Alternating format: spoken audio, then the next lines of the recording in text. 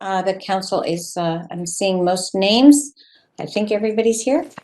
So I'm calling the March 11th special virtual West Hartford Town Council meeting to order. This meeting again is available live on West Hartford Community Interactive, Comcast Channel 5, and Frontier TV Channel 6098, YouTube, as well as www.whctv.org. We will start with the Pledge of Allegiance. If you can, please stand. The flag is behind me. I pledge allegiance to the flag of the United States of America and to the republic for which it stands, one nation, under God, indivisible, with liberty and justice for all. Thank you. Roll call, Ms. Lebrel. Ms. Blanks? Here.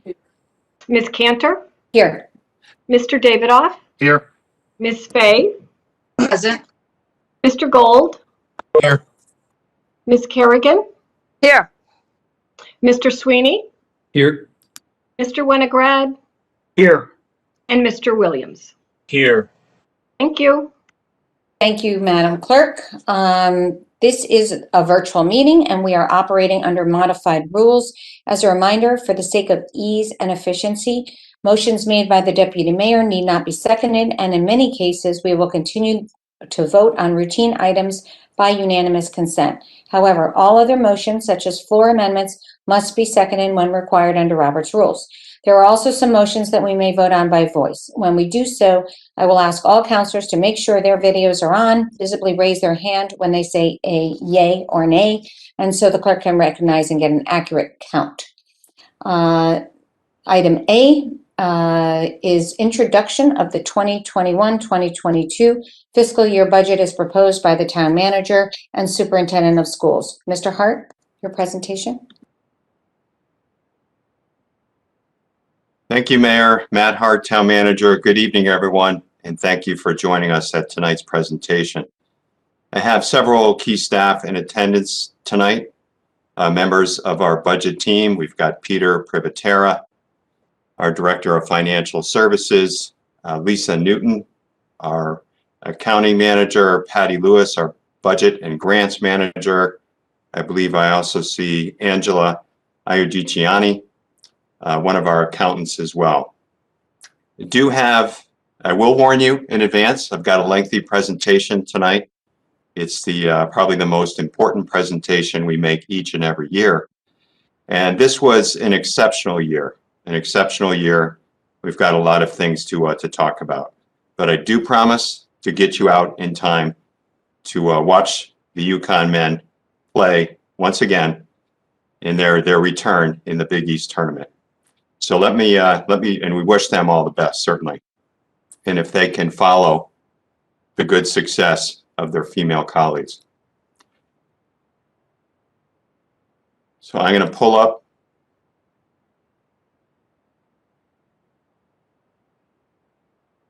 All right, can folks see that okay?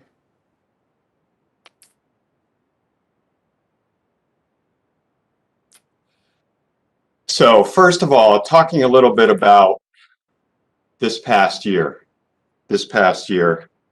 and what a year it's been, right? 2000 into 2021. I mean, compared to where we were a year ago when I was making my budget presentation to all of you. And I'm extremely proud of how we have worked as a town government under your leadership and as an organization to respond to the needs of our community.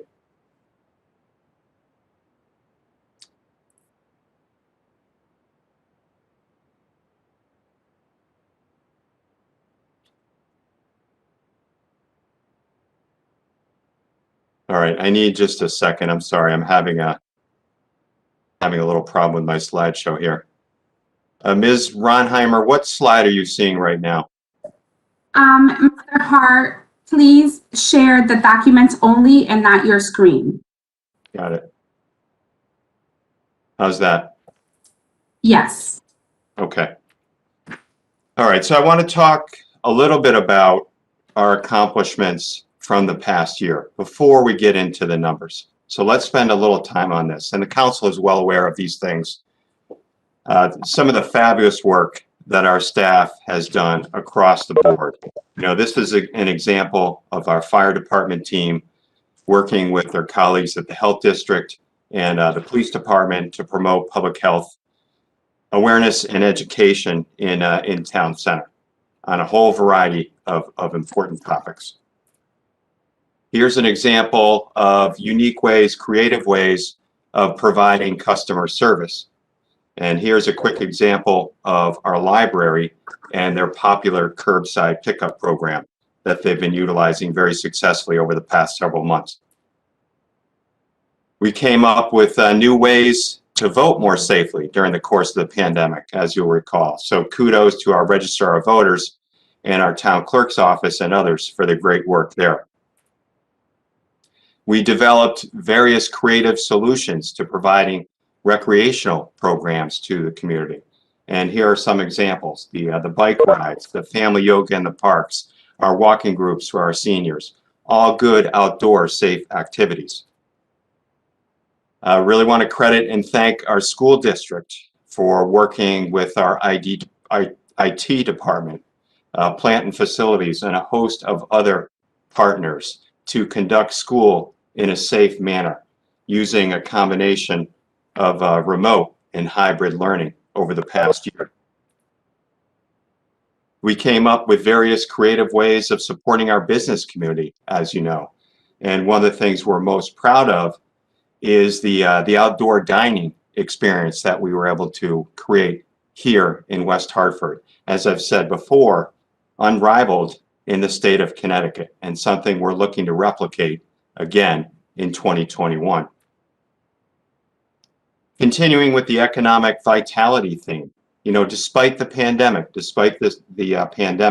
61 new businesses opened here in town. That's a fabulous statistic. We've also saw 4 major residential projects in various stages of development. And here they are, the residents at Berkshire Road, the One Park development, the townhomes at Ringgold Estates, and 540 New Park, a project, a mixed income project, a second one along New Park Avenue from our West Hartford Housing Authority. We developed a number of creative partnerships, departments working across departmental lines, working in collaboration with the health district, working in collaboration with our business community, other sectors of government. Here's a good example, and want to thank Mayor Cantor for bringing this to us. Our partnership with Jackson Labs to conduct COVID testing for our first responders. That was instrumental during this past year. We came up with other creative ways to support our residents throughout the year. We've talked in the past about the importance of our food pantry program and how it was so critical during this past year, during this time of need. Other creative ways of supporting our businesses, the vaccine, now that we're in the vaccination stage, the vaccine information line that we've established to assist members of our community. The fact that we're able to conduct mobile vaccinations for homebound residents. Another great partnership between our health district and our fire department, and how we benefit from the fact that we employ trained paramedics that can assist with this task. Here's a snapshot of the vaccination clinics that the health district is running in collaboration with other town staff in both Bloomfield and here in West Hartford. And here's the clinic that we've been running every Thursday in our town hall auditorium. Switching gears just a moment, and I want to thank Mayor Cantor for utilizing some of the previous slides from her State of the Town presentation. Wanted to share them here as well. We've made excellent progress on various initiatives that have been extremely important to the council. And here's a good sampling. The Commission of the Arts is up and running again. As you know, we passed an ordinance on accessory dwelling units, and establishing the Civilian Police Review Board. The Interval House and the West Hartford Police Department are collaborating beyond which they ever did before. We now have an embedded worker from Interval House working at our police department to support victims of domestic violence. We issued pension obligation bonds, a tremendous step for us to help get our arms around and control that significant expenditure. The road diet on North Main Street is progressing nicely. And then more recently, you directed me to establish two very important advisory groups, one around sustainability and one around affordable housing. So very, very strong progress on a whole host of council initiatives this past year. We received various kudos as well, as we do each and every year. A couple of things unique this year. New York Times article this past summer, it named us, West Hartford, as a suburb worth relocating to. The only Connecticut town on that list. And interestingly, one of the factors that they mentioned as significant about West Hartford was our affordability, particularly in comparison to communities in New York State and New Jersey that they had mentioned. We have a very strong real estate market, as you know. Our inventory at the moment actually is quite limited because things sell so quickly and well above asking price. We've been recognized as the best city for remote workers, best city to find a job in Connecticut, new forms of commendation this past year. Through the mayor's work, Catherine Davini, our energy specialist, their work through our various advisory committees, plant and facilities, we received an award from the U.S. Conference of Mayors, the Small City Climate Protection Award. First place for our virtual net metering program. For the first time in our history, 100% of our electrical load is coming from renewable sources. That's truly a remarkable accomplishment. And most recently, we've been notified that we're receiving an award from the Connecticut chapter of the American Planning Association for our outdoor dining initiative. So it was certainly nice to receive these kudos this past year for work well done. Now, the pandemic and tropical storm Isaiah have certainly impacted our budgets, as we've talked about. With respect to the pandemic itself, you'll see here additional expenditures of a little under $2.4 million. We have received some reimbursement already through the state's coronavirus relief funds, a little over $1 million, but we still have about $470,000 in pending reimbursements from FEMA. So the net impact right now at $900,000, a little over $900,000 related to the pandemic itself. Looking at the tropical storm, we are anticipating FEMA reimbursement there as well, a little over $471,000, with a net impact on the town budget of approximately $157,000. So the additional FEMA reimbursement that you see here, that's a little under $1 million, we have not included that in next year's proposed budget in an effort to be conservative, but that is something we can consider in the month ahead. Moving on, I'd like to talk a little bit about utilizing the budget, our financial plan, as a tool for the community's recovery from the pandemic. As I just talked about, West Hartford, we're consistently recognized as one of the nation's premier communities. And the programs and services that we provide are essential. They're essential to our community's quality of life. And I've listed some of the key services here: education, public health, public safety, public works and facilities. And we certainly can never forget the importance of our library, leisure, and social services as well. Our capital plan, our capital improvement program, is also a very important tool because that allows us to make strategic investments in our most critical infrastructure, whether that's school security and air quality for the schools, roads, bridges, and stormwater projects. I hear sirens in the background there. Okay, they're dissipating now. And then parks and other recreational facilities, also very important amenities for our community and to our quality of life. So now let's transition from talking about some of our accomplishments and our work from this past year. Let's now transition to talking about the numbers and the proposed FY 2022 budget that's before you. And I have uploaded a copy of this presentation in board docs, as well as a summary of the budget. And then tomorrow, we will upload the larger budget document on the town's website. So first of all, I want to talk about this concept of the adopted budget versus the amended budget.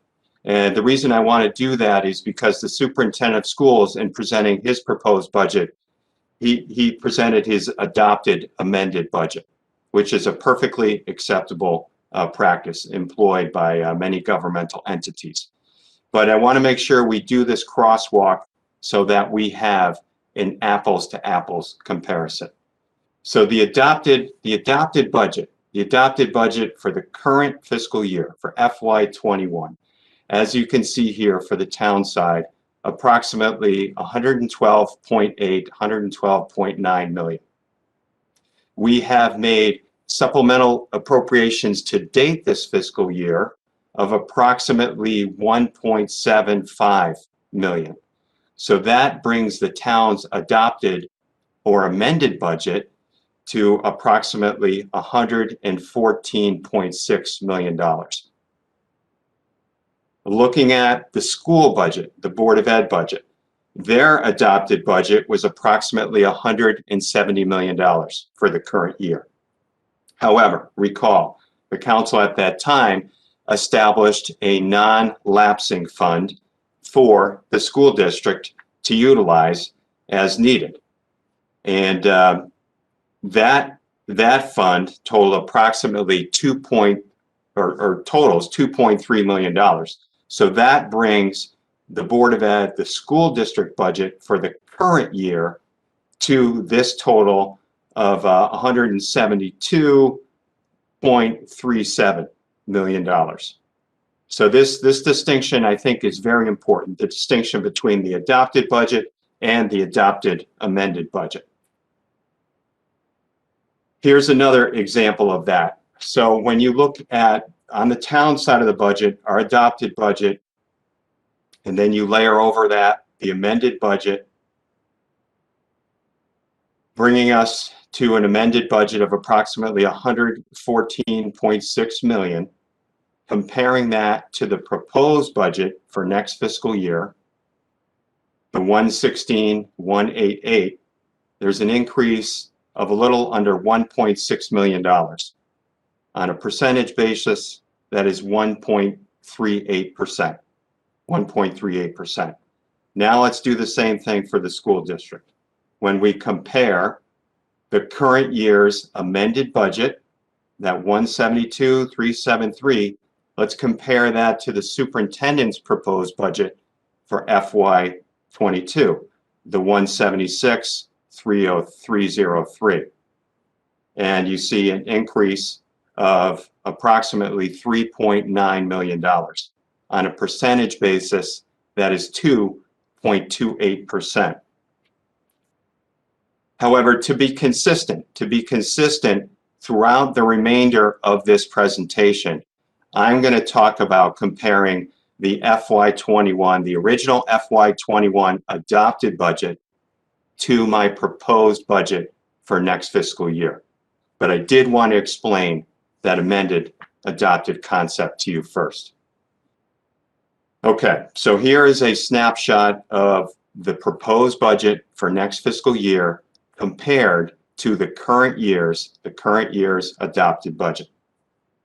First, let's take a look on the revenue side And our total revenues for the current year's adopted budget, approximately $300.25 million.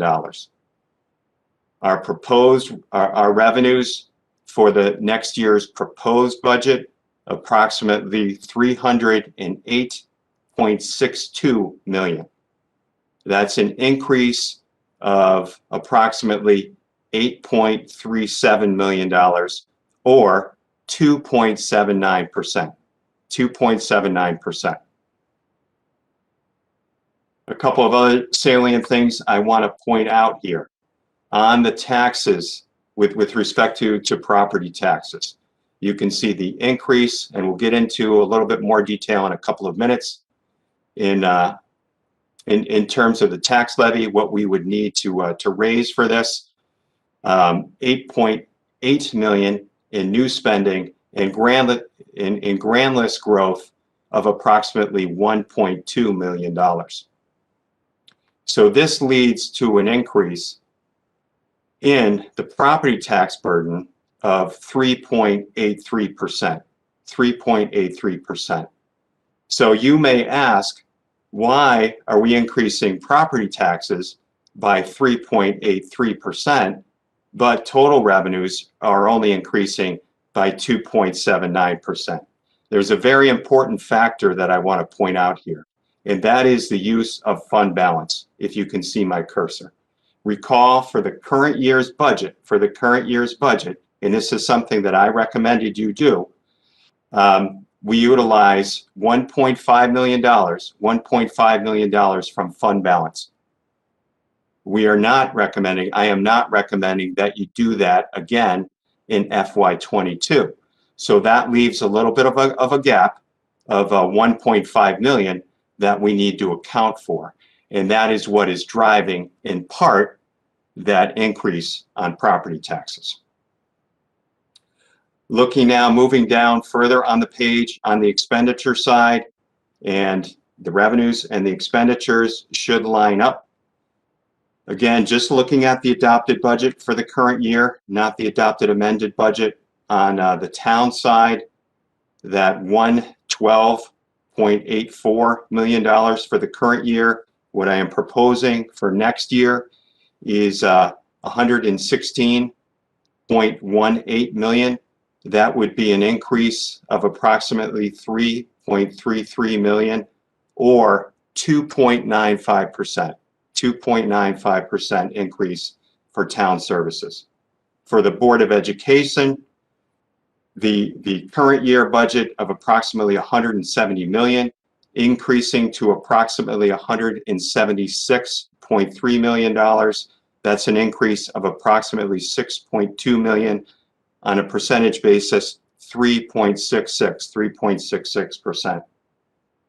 With respect to capital financing, due largely to the use of bond premium, we would see a significant decrease in expenditures of approximately $1.2 million, a decrease of 6.87%. So that brings us to a total increase in expenditures of 2.79%. Matching up with the revenues.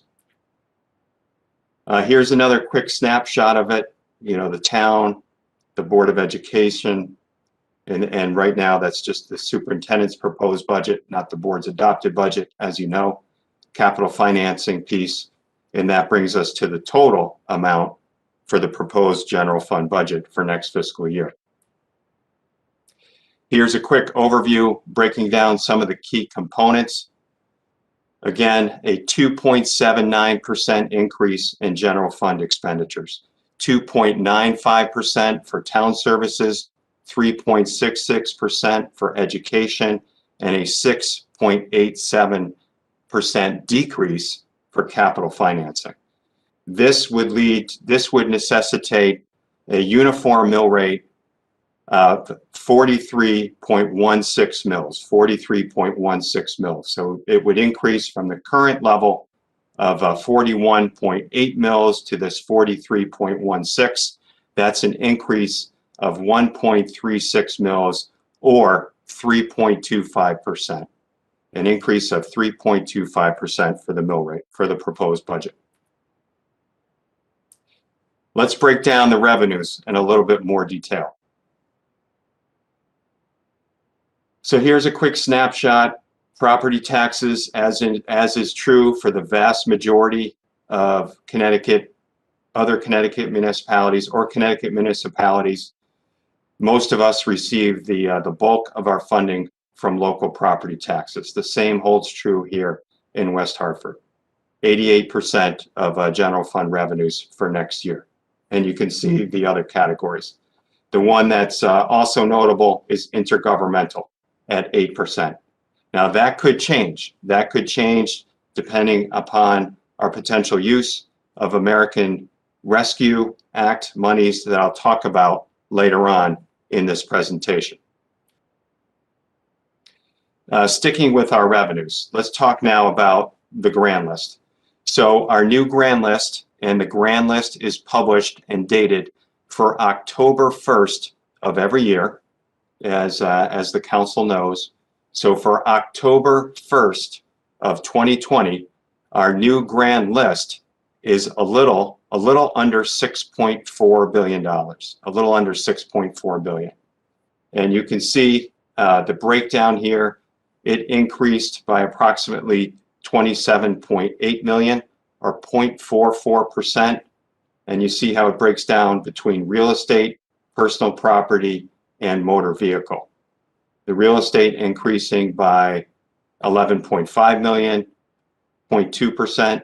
Personal property actually decreased for this grand list of about 1.16 million. Motor vehicle, a more significant increase of 17.44 million, 3.9%. I did take a look for historical reference. I looked at grand list growth over the past 20 years for non-revaluation years. Non-revaluation years. When you include revaluation years in the mix, it's not really so much an apples to apples comparison. So looking back to the 2016 reval, our average grand list growth has been 0.62%. Looking back to 2012, our average grand list growth has been 0.52% per year. And it's only been greater than 1%. It's only been at 1% or higher only four times since the year 2000, with the exception of those revaluation years. And all four of those years were prior to 2010. So we saw more grand list growth during that first decade, thus far, during the first decade of the 21st century. So I thought this historical reference was important to you. We talk a lot about the importance of sustainable grand list growth, and it is a significant factor for us. We do have a sizable grand list now of $6.4 billion. So 1% grand list growth, that's approximately 64 million. That is equivalent, that is roughly equivalent to the one park project, on an annual basis. So I wanted to provide you with that historical reference. Moving on, staying with revenues, let's talk about municipal state aid. What we have included in our proposed budget is what the governor had proposed. He kept most of our statutory grants relatively flat. I also, though, did include some new payment in lieu of taxes funding of $668,000. I think it is highly likely that we will see that approved by the legislature. So this brings us to a total of municipal state aid for next fiscal year of approximately $25.38 million. You may have heard about the federal ESSER II funds. ESSER stands for Elementary and Secondary Schools Emergency Relief. Our school district is slated to receive approximately $2 million in funding for that source. We have not included it in next year's proposed budget. That grant is going to go directly to the district, not through the town, and the funding cannot be utilized to supplant regular spending. So we didn't think it was safe and a prudent practice to include it in next year's proposed budget. Total state aid, here's a chart of the last several years, and you can see the trend. You know, most years it's remained relatively flat. This was the high point back in 2017 at 26.4 million. And you see a bit of an increase for next fiscal year, and that is largely attributable to the additional payment in lieu of taxes funding. So now let's spend a few minutes talking about the American Rescue Plan. That is landmark legislation approved by Congress, supported by the President. It's going to provide relief to a whole variety of sectors in our economy, including local government, and communities, entitlement communities like West Hartford, and those are local governments with a population of 50,000 people or more. The money will come directly to the municipality as opposed to a pass-through through the state. We are looking at receiving a sizable sum on both the municipal side and the education side.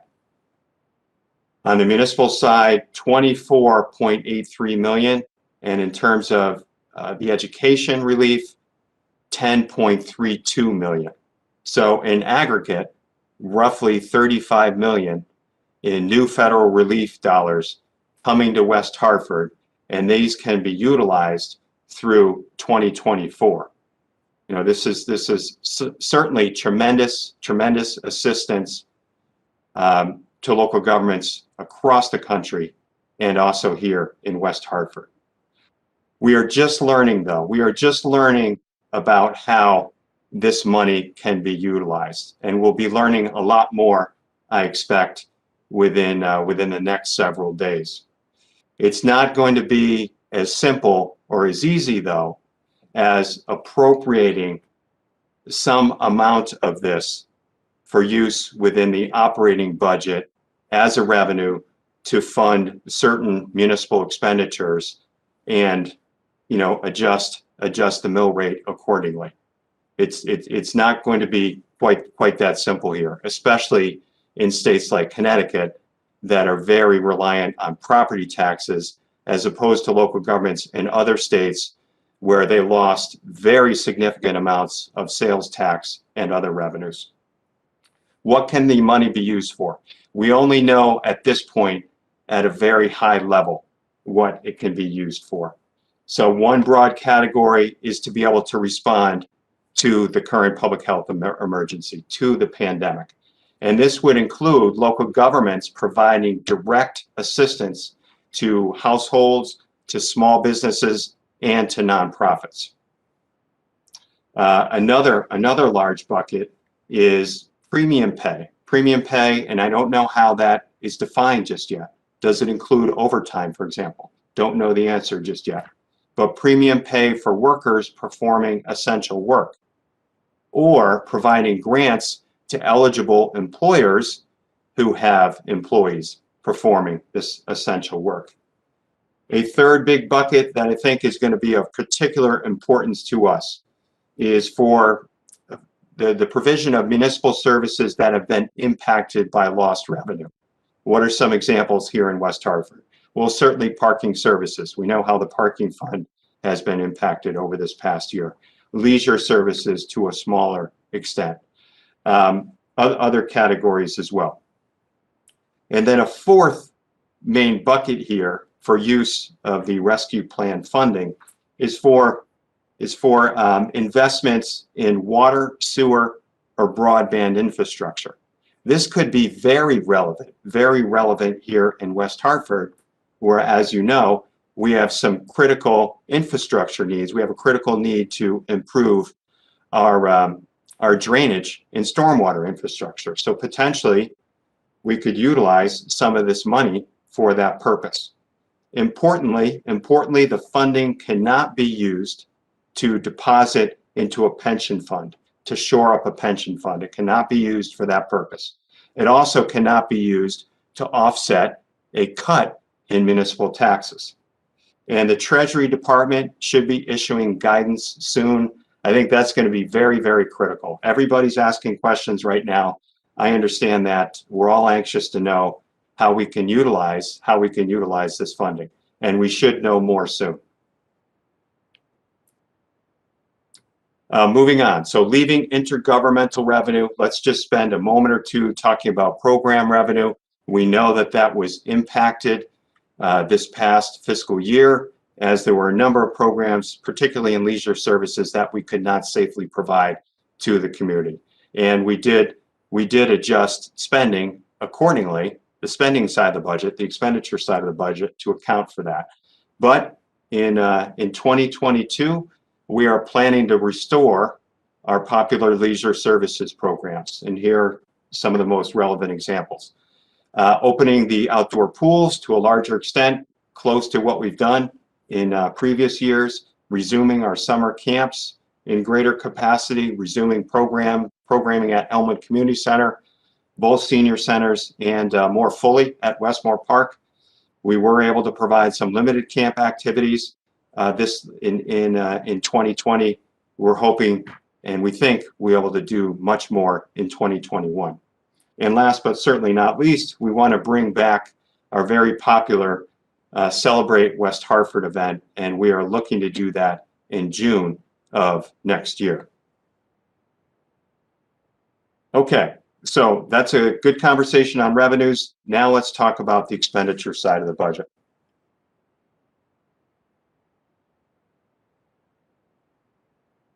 Here's a snapshot, and you've seen this information earlier in the presentation. Again, on the town side of the budget, comparing this year's adopted budget versus next year's proposed budget. An increase on the town side of 2.95%, an increase on the school side on the superintendent's proposed budget of 3.66%, a decrease in capital financing of 6.87%, leading to a total increase in expenditures of $8.37 million, 2.79%. Here's a pie chart of how that breaks down just among the three broadest categories. And you'll see, and this is true for every town in Connecticut, the bulk of the funding goes to the education side of the budget, 57% next year. On the town side of the budget, 38% and 5% for capital financing. This slice of the pie here for the Board of Education, it can be as high as 80 to 85% in Connecticut's smallest towns. So here, it's a little more 50-50 than it is in the smaller communities around the state. So just looking at the town side of the budget, how does it break down between the largest categories? And what we do, we provide services. We provide programs and services. We don't manufacture a product per se. So what we do requires labor and it requires people. And 37% of the budget would be allocated towards wages and salaries. 24% of the proposed budget towards operating expenditures, and then 39% of the proposed budget for fringe benefits and non-departmental things, including the MDC and other categories that I'll get into in a minute. Breaking it down a little bit further, this is the total proposed budget of $308.62 million. You can see on a percentage basis, education being the bulk of the funding, again at 57%, non-departmental, that includes employee benefits, it includes the MDC, it includes a little bit for contingency at 18%. Public safety, this is the most labor-intensive thing we do on the municipal side of the budget. That's where we have the most people on the town side of the budget. At 10%, capital financing at 6%, all of the other departments, with the exception of Public Works, at a little under 6%, and Public Works and Plant and Facilities at approximately 4% of expenditures for next fiscal year. And this breaks it down just a little bit further. by functional area. And you can see how education, again, at 57%, and then some of our smaller departments at approximately 1% of the budget, community development, leisure and social services, library, etc. The MDC, next year, we're actually going to see a decrease, but that would be roughly the 11.46 million for the MDC next fiscal year at approximately 4% of the budget, capital financing at 5%, and public safety at 10%. So looking at the town side of the budget, the increase of $3.33 million. What is some of the primary elements? What's driving that? What is that comprised of? Well, we've got an increase in contractual services here of approximately $121,000. Temporary payroll, again, we're looking to restore many of the programs we had to cut last year. There will be offsetting revenue for this at approximately $269,000. Solid waste, we are seeing an increase, as council will recall, in our tipping fees. We're seeing an increase of 22%, very significant on a percentage basis. So that's a little over $417,000. Risk management, this is not so much health insurance. This also includes liability and other insurances of about $465,000, a little over that. A contribution to our capital non-recurring expenditure fund budget of $485,000, and then a contingency that we are carrying for unsettled contracts. And some of these, as you know, go back a few years of approximately $829,000.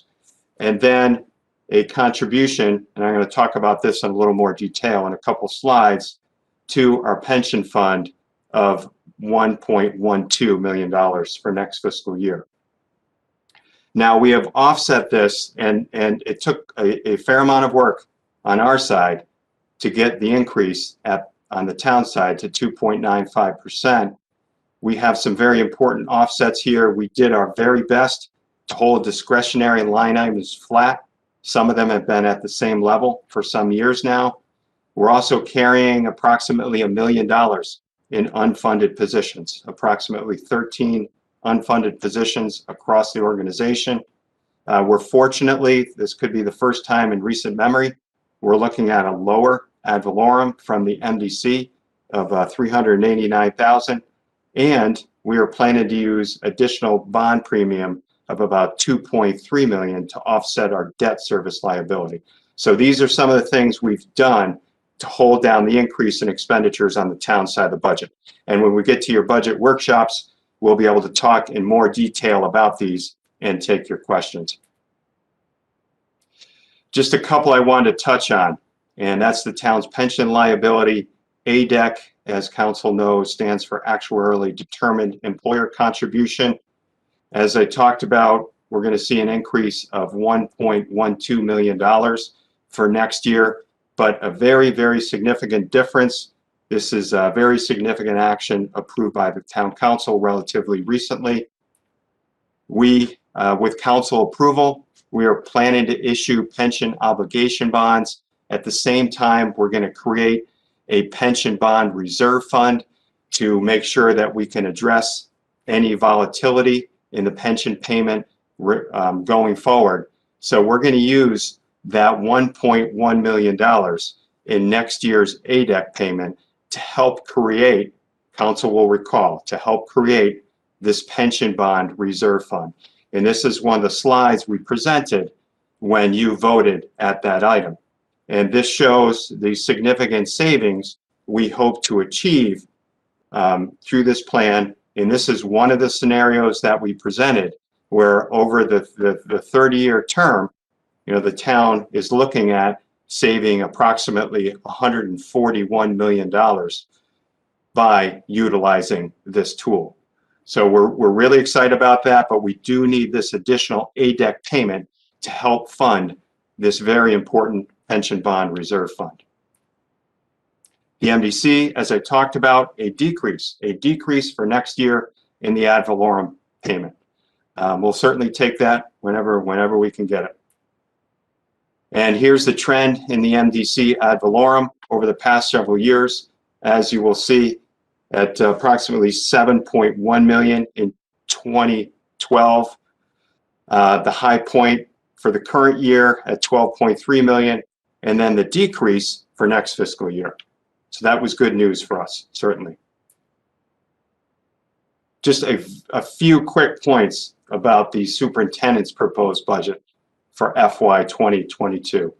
As I said before, when you're comparing adopted budget to adopted budget, it's an increase of approximately 6.2 million or 3.66%. Salaries, these are some of the main drivers. Salaries, an increase of 2.25 million. Employee benefits, 1.24 million. All other expenses increasing by $2.74 million. And we'll have an opportunity to meet with the Board of Ed and discuss our respective budgets in more detail. Moving on, so leaving the general fund budget for a moment, now let's spend a few minutes talking about the proposed capital improvement program. And here in West Hartford, each and every year, we present you with a 12-year capital improvement program. That's a much longer duration than many other local governments here in the state. And we do that as a very important planning tool because we have so much infrastructure. This capital plan is so important to us. And years 1 and 2 are the most critical because those are the 2 years that you vote on and where the funding is secured.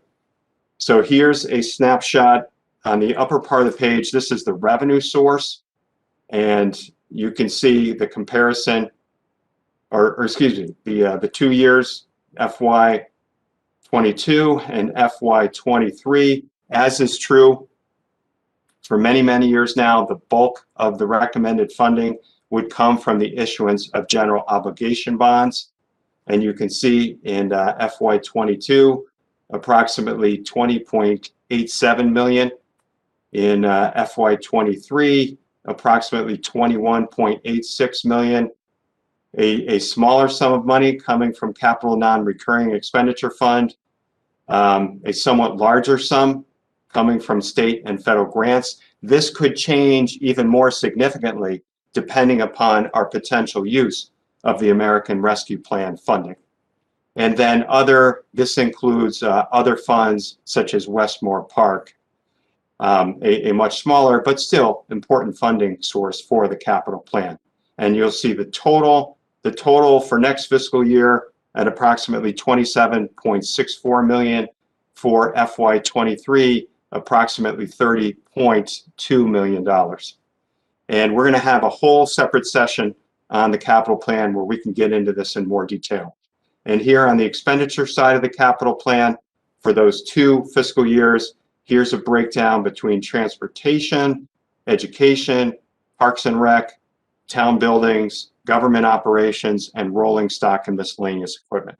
What's rolling stock? That's the larger pieces of equipment we buy, such as fire trucks, plow trucks, etc. Here are just some more significant projects I wanted to highlight for you over the next 2 years of the proposed plan. In transportation and circulation, you see the Fern Street Bridge, street resurfacing program. That's been a long-standing initiative of the town. Stormwater management, I think we recognize that we need to invest more money in that infrastructure. This is a recommendation to do just that. And this is design funding at this point. This is not construction. And again, this could change depending upon our application of the American Rescue Plan funding, if we decide to dedicate some portion of it for this purpose. On the education side, continuing work for exterior and interior school building improvements. Much of that relates to school security. I want to commend the school district for doing excellent work in that regard over the past several years. There's an elementary school air quality project in the plan. You'll recall that from last year. I do want to note an important change here, and we'll talk about it more when we get to our capital project session. But recall when this project was put into the capital plan last year, it was for a 20-year duration. The superintendent, I think based on the pandemic and for other needs, has proposed reducing that timetable to 10 years. So reducing it from 20 to 10 years. My proposal is a bit of a compromise somewhere in the middle. The capital plan I've presented to you brings the schedule from 20 years to 15 years. So you'll see a 15-year schedule in our capital plan. And then for town building improvements, you see a couple of examples for public safety, our animal shelter, very, very dated, police shooting range, the interior police shooting range, the same thing. Both these projects have been in the works and in the plan for some years now. Revenue sources, which I already talked about earlier. You can see the snapshot and how they break down. The most important source being the issuance of general obligation bonds. On the expenditure side, and this is the 12-year plan. This is the larger plan, the 12-year plan, not the first 2 years. The most significant category being transportation and infrastructure, followed by education. Right, you can see the other major categories as well. The total amount of spending under this 12-year plan, $331.25 million. I want to spend just a moment or two on the capital non-recurring fund, expenditure fund budget. This is an important one that we utilize for smaller pieces of equipment, other things that we cannot issue municipal debt for. What I am recommending to you for next fiscal year is a very lean, perhaps the leanest in recent memory, CNRE budget. And I've done that primarily to mitigate the tax increase. So what I am recommending to you is a very lean CNRE budget of $485,000. The only things that are in that proposal are body cameras for our police officers, as we've talked about somewhat extensively at the Public Safety Committee level, as well as some smaller pieces of fire and rescue equipment. Everything else the director submitted, including on the education side for CNRE, is on hold. So I presented you with a very, very lean CNRE budget. Talking about our funding approach, in recent years, given other budgetary pressures, we have not had a general fund contribution to the fund. We've been able to fund it out of fund balance. We've also been able to fund CNRE through general fund surplus. We don't have that surplus to the same extent we had in years past, which is why I'm recommending this general fund contribution. Recall for the current year, we did utilize $1.5 million out of fund balance to help balance the general fund budget.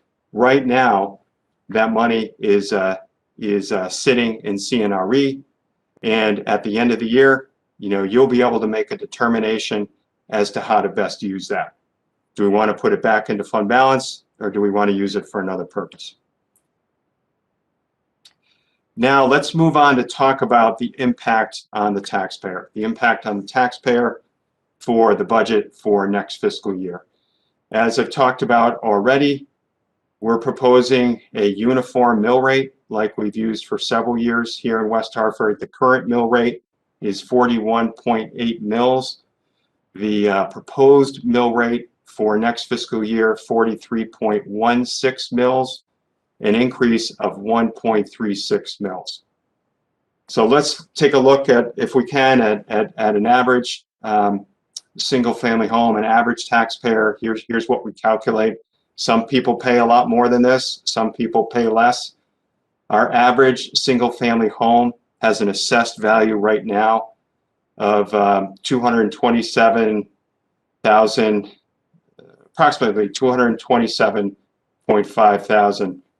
And you could see the increase, what they're paying on that home for this fiscal year at $9,511. It would increase to $9,820, an increase of $309. Now for this average taxpayer, we also include two vehicles in the mix. both with an assessed value of $10,819. And you can see the increase there of $15 for each vehicle. So this average taxpayer would see an increase under this proposal of $339. Again, the percentage change in the mill rate is 3.25%. I want to point out, the council is well aware, the assessed value, that $227,525, that is at 70% of market value, and that is based on our 2020 grand list. I did take a look at the average increase in the mill rate since the 2011 reval. And this is the adopted mill rate after the council gets it and you make your adjustment. So since that point in time, the average increase has been at 1.98%. I know, the proposed increase of 3.25%, I know you want to work hard to bring that down, especially due to the fact that we're receiving those American Rescue Act monies. We will certainly work with you, work hard to help accomplish that. What does an average tax bill pay for? And here's that average tax bill of $10,754. Here's how it breaks down between everything from community development through education.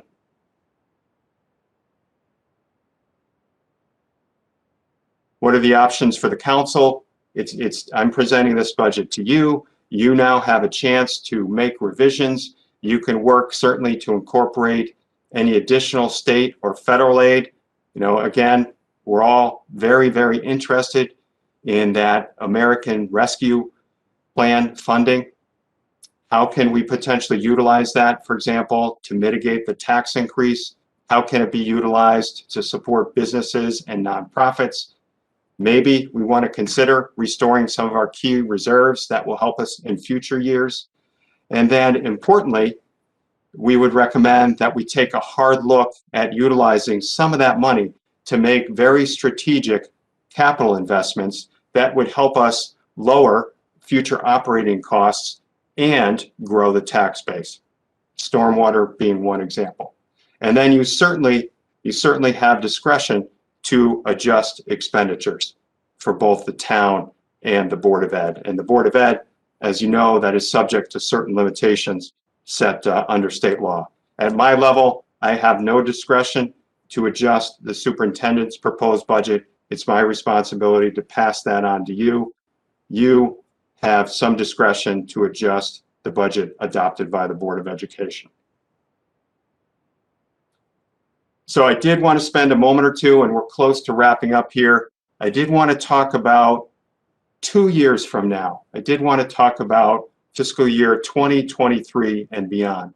And the reason I want to talk about it is because I think we're making very good progress on some very important things. On the revenue side, as you know, we're entering a revaluation year for October 1st of 2021. We expect to see some growth there.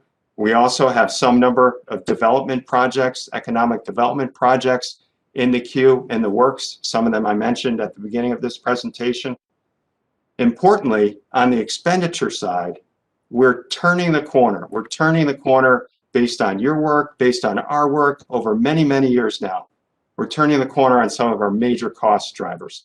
And here, West Hartford, we're a big ship. We're not the Titanic, but we are a big ship. And this does take some time.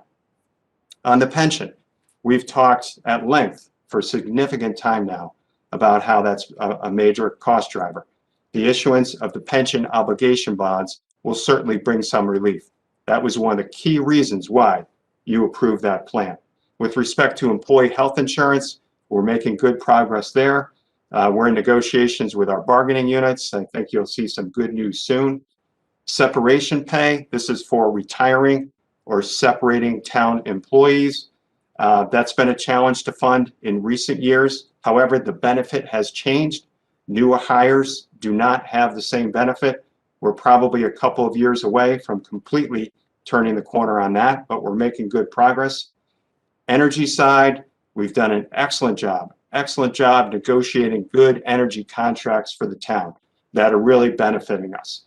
And then I also wanted to highlight other options, a couple of other options for the council's future consideration. On the waste management side, I talked earlier about the significant increase in tipping fees for next year and in recycling costs as well. At the state level, we're talking about the future of waste management and municipal solid waste. You know, we're likely going to need to consider some other options there that could result in lower costs for the town. The ad valorem payment that we make to the MDC, this is something we've been studying for many years now. The MDC still has an active user fee study underway. I participated in a meeting earlier this week. You know, there's still a chance we'll be able to do something there that will lower the cost for the town in the future as well. So those are just a couple of things that I wanted to highlight. Again, the main message here being that we're likely to see some good revenue growth in the years to come, and we're turning the corner. We're turning the corner on those major cost drivers. Moving to the budget review dates for the council, we did distribute these. We'll make sure that these are clearly available to members of the public online. This is everything from tonight through April 22nd, when we expect that you'll adopt a budget. If you need a little more time beyond that date, you do have discretion under our charter.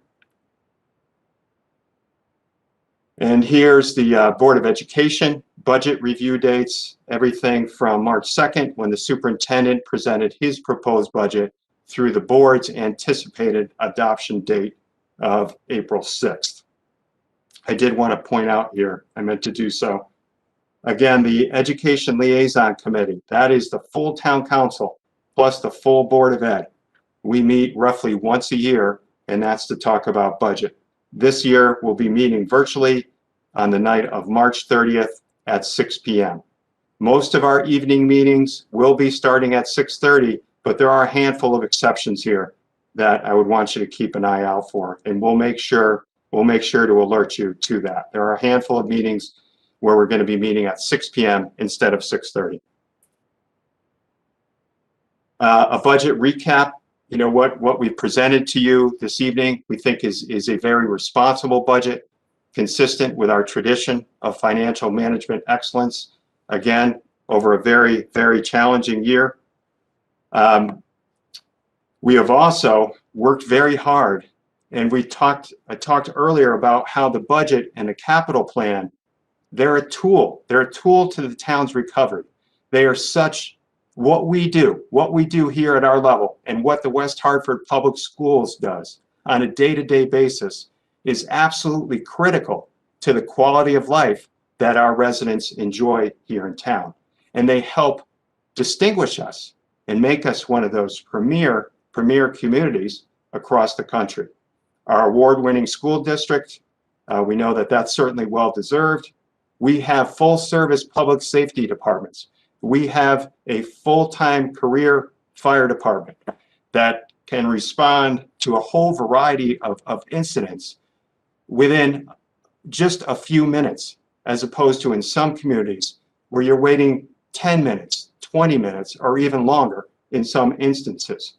We have premier recreational assets, Westmore Park, Cornerstone, the Cornerstone Aquatic Center, the Veterans Skating Rink, and then last but certainly not least, the award-winning Rockledge Golf Course, and our 4 major parks all across the town. The strong community services that we provide through leisure, library, and social services.